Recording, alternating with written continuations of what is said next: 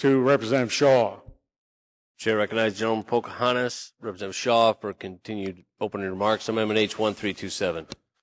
Mr. Speaker, ladies and gentlemen of the House, this amendment deals with a question that has been dealt with since before even the beginning of our nation.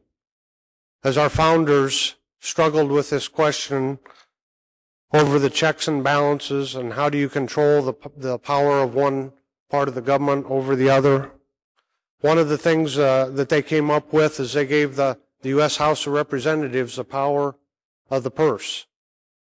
They allowed them to allocate the money, decide how that money should be allocated, and they very definitely wanted them to have that so that if the executive branch or the judicial branch grew too strong, that was one of the ways that they could maintain the balance of power. Now, I've learned about this when I was in high school. Since then, I'm kind of a history buff, so I read lots of history books. This is throughout all the history books that I read. It's found, this philosophy is found in many different locations. That's why I guess I have a hard time understanding why this seems to be such a novel approach. It seems to be a novel approach because U.S. Congress and state legislatures across the nations have never exercised this option before. They have failed to uphold their responsibility to keep power in check. One particular book called The 5,000-Year Leap goes on to say that notice the purpose of checks and balances is a constitutional control in the hand of each department of government to prevent any usurpation of power granted to it. The failure to use the checks and balances effectively has allowed the judiciary to create new laws called judicial legislation.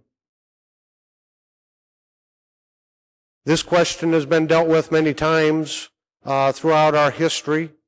There's the famous court decision that Supreme Court Justice Cady had talked about one time when he was here in the chambers, Marbury versus Madison. Thomas Jefferson's reaction to that decision went on something like this: "It is a very dangerous doctrine to consider the judges as the ultimate arbiters of all constitutional questions. It is one which would place us under the despotism of an oligarchy." You see, what we have here, when we have failed to maintain the checks and balances, we have almost a constitutional crisis here. We have a court that says we have the power to do this because we say we have the power. Nowhere in the Constitution does it say they have the power and the authority to do it. And so the legislature has tried to pass a resolution for a marriage amendment, but it keeps getting blocked in the other chamber. Our state constitution says all political power is held within the people, yet the people have no recourse. They're not being allowed to vote on the question. And even those that believe in the merits of the court's decision, the other way that we could get resolution to this is to simply introduce legislation to repeal that law that is still a valid law in the books. And yet, I've not seen any legislator that supposedly supports the merits of the case actually submit a bill to repeal the law.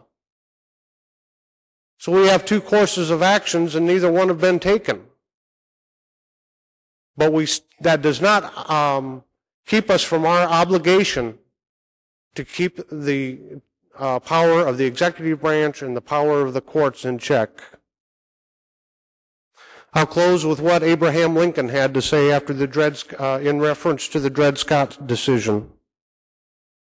If the policy of the government upon vital questions affecting the whole people is to be irrevocably fixed by decisions of the Supreme Court, the instant they are made in ordinary litigation between parties in personal actions, the people will have ceased to be their own rulers, having to that extent practicality resigned their government into the hands of that eminent tribunal.